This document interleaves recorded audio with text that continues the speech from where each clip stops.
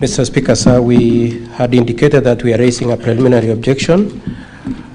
Although, allow me to make the observation, Mr. Speaker, sir, that much as you have made your ruling based on the premises that they were excluded, though they were part of the evidence, they were not part of the evidence, Mr. Speaker, sir. These are new documents that have never been part of this case. The nearest you could say is that they were referred to or they were alluded to in the charges, but they have never been part of the evidence. Mr. Speaker, sir, we filed a notice of intention to raise a preliminary objection, and the same was part of the filings we did within the timeline you gave us.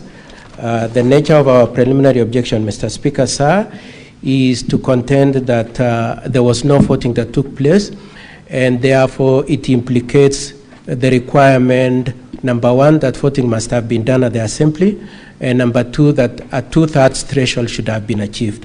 It is our contention that the approach adopted by the Speaker in the County Assembly, the documents filed, including the audit of the logs of the process, will show that indeed there was no voting system. Mr. Speaker, sir, I pray that you allow us to raise that preliminary objection to the effect that indeed no voting took place and that 2/3 was not achieved, and therefore your jurisdiction has not been triggered as a Senate. So, Counsel for Governor, you have 15 minutes to raise your appeal. Counsel for the County Assembly, you'll have 15 minutes to respond, and thereafter the Senate will make a determination on the matter. Mr. Speaker, sir, the issues we raise in our preliminary objection are that we will start, first of all, Mr. Speaker, sir, we will invite your attention to the contents of an Annex 4A from the Assembly, which provides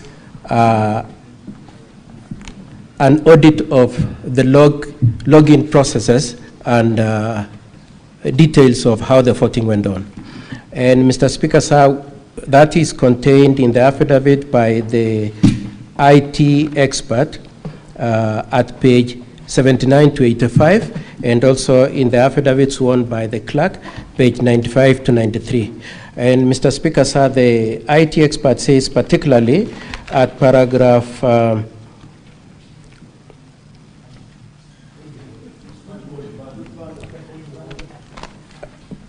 it is volume 2. Volume 2. What is your issue, Senator for Nairobi? Volume 2 of the County Counsel Assembly. for Governor, just hold and pause the time for the Governor, please.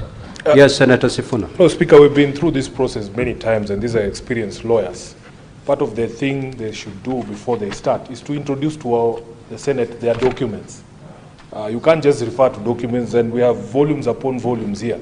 I would expect that Counsel for the Governor start by telling us what his documents look like, and then we can be able to go together. Other than that, you're just speaking to yourself. With respect, Counsel. Counsel for Governor, kindly be guided accordingly. My apologies, Honorable Senators. I'm referring to volume 2 of the County Assembly bundle, and I will be juxtaposing that with bundle Annex 4A, also from the County Assembly bundle.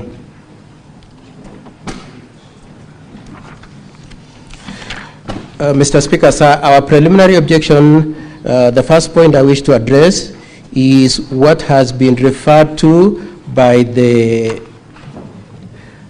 IT expert, and that testimony, his affidavit is at page 79 to page 89.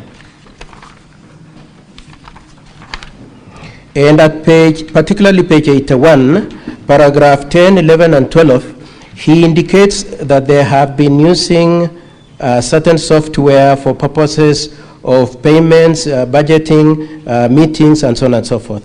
Then he says in October 2024, an enactment was made of Standing Order number 77, and attendant to the enactment of that section, they then developed a system for voting by upgrading what they already had for purposes of implementation of that standing order. Then he proceeds at paragraph 23, 30, and 31 to say that system is accurate, verifiable, secure, user-specific, and friendly. And Mr. Speaker, sir, that's where our preliminary objection lies. We would like to say, first of all, if it were a specific, if it was tailored to meet the intention of that standing order number 70, the standing order number 70, standing order number 77A requires that in the event an MCA chooses not to vote, then he must be deemed to have abstained. Mr. Speaker, sir, when we look at volume 1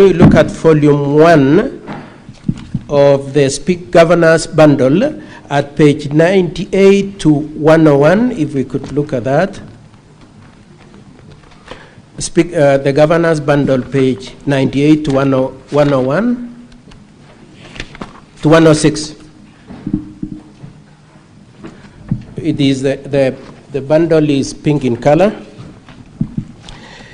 It will be noted that if indeed it was tailored to meet the intentions of Standing Order number 77, then it should also have complied with the detail of 77.8, which says that any MCA who has not voted should be reflected as having abstained. You will notice at page 98 that the votes reflected in that report says 33 voted and there was 0 abstain. However, when you juxtapose that, if we could go again to the volume 2 of the Assembly's bundle, you will find an affidavit by the clerk of the county assembly at page 90 to 93, and particularly at page 90, at paragraph 17 at page 93, the clerk is very specific that there were 47 MCAs in the assembly on that date.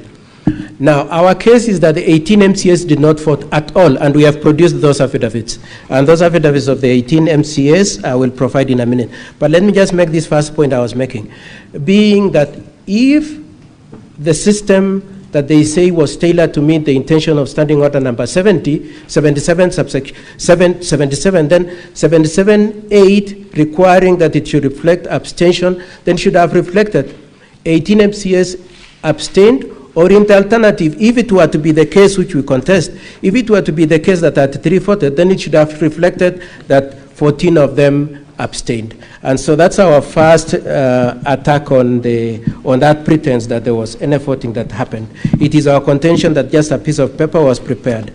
The second argument we make is that 18 MCAs did not vote, and the maximum number of votes that system should have reflected should have been 29 votes. And the affidavits that we have produced for purposes of supporting that proposition, Mr. Speaker, sir, are at page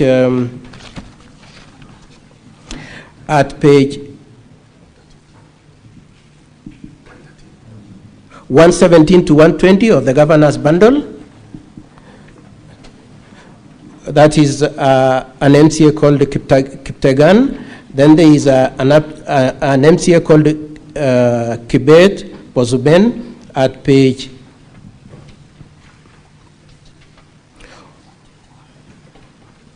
121 to 122. Then there is Amos at page 125 to 127. Then there is Edna and Martin at page 128 to 131. Then there is an MCA whose nickname is Broker at page 132 to 134. Then there is an MCA called Gabriela at page 135 to 1. I was just struggling with the 15 minutes I was given, Honorable Senators. Then there is an affidavit sworn by one Gabriela, Honorable Gabriela at page 135 to 137, and an affidavit sworn by all the 18 jointly at page 113 to 116. In the same set of the documents, we have shown how they have already reported to the DCI for purposes of investigation of the impersonation of their votes. Mr. Speaker, sir, may I indicate that all the 18 MCAs are our witnesses, and we intend to call all of them. probably 17 or the 18. And Mr. Speaker, sir, and honorable senators, it is our contention that indeed, to the extent to which 18 of them did not vote, the representation that the 3 MCS voted is inaccurate. It should have been only 29 MCS. Now, Mr. Speaker, sir, we have identified particularly 4 MCS whose signatures, whose votes were fraudulently captured as having voted in favor of the impeachment. They have said they did not vote, and to the extent to which the report on the voting at page 98 to 106 in bundle 1 of the governor's report purports that the 4 of them voted is a forgery, Mr. Speaker, sir. The other issue which I want my learned friend to highlight is that it will be noted that there are individuals, based on the login audit that the County Assembly has produced, that there were 3 MCS who voted twice. That is Honorable Rogon Kiprotich, who is the mover of the motion. He voted twice. Not only is it reflected in the audit report, he also is on audio as telling one of the people he voted for that, please, let me give you some money in exchange to you for indicating my having voted for you. The other one is Honorable Moses Rotich, who voted twice, and Honorable Beatrice Chepkoech. The other issue we wish to advance, Mr. Speaker, sir, and honorable senators, is the standing order enacted by the County Assembly itself, standing order number 77-4, which requires that when you implement the use of electronic voting, then the MCAs will be allowed, and I want to put emphasis on these 2. One is to press, not only to press, but to press a button. And Mr. Speaker, so it should be a common ground between ourselves and my learned colleagues for the County Assembly that indeed there was no gadget which could be pressed and there was no button to be pressed. What they did is to send a link to the mobile phones and ask them to enter the link and do the voting. And we are saying, Mr. Speaker, sir, to the extent to which the standing order requires that you press a button, there was no device which could satisfy the requirement for electronic voting at that point in time, Mr. Speaker, sir. 4 minutes. Okay. Mr. Speaker, sir, we would also like to point out that the entry credentials, the affidavit sworn by the IT expert multiple times at page 79 to 83, to 85, is that there was a unique criteria to enter the portal. However, it will be noted, Mr. Speaker, sir, as my learned friend will demonstrate, that the identifiers were merely the payroll number and the ID number. And so anybody who knows the payroll number and the ID number could enter and vote. And indeed, as far as we are concerned, that's what happened. And that's why we are saying that this voting system is not accurate, verifiable, nor auditable. Mr. Speaker, sir, lastly, as I hand over to my learned friend, Mr. Wanyama, is to point out, Mr. Speaker, sir, that immediately after the voting, the site was pulled down. We are made to understand that in response to our having filed our objection, an attempt was made to set up the same link yesterday. But between the time of voting on 15th of August and yesterday and Monday, the site had been down. Mr. Speaker, sir, and honorable members, we contend that indeed this voting system does not satisfy the requirement that indeed a voting should have happened and that voting should have achieved 2/3 of the MCS to warrant you are having to entertain and determine this preliminary objection. We pray that you decline to accept this motion into your house. Mr. Speaker, sir, I request for 5 minutes for my colleague, Mr. Wanyama.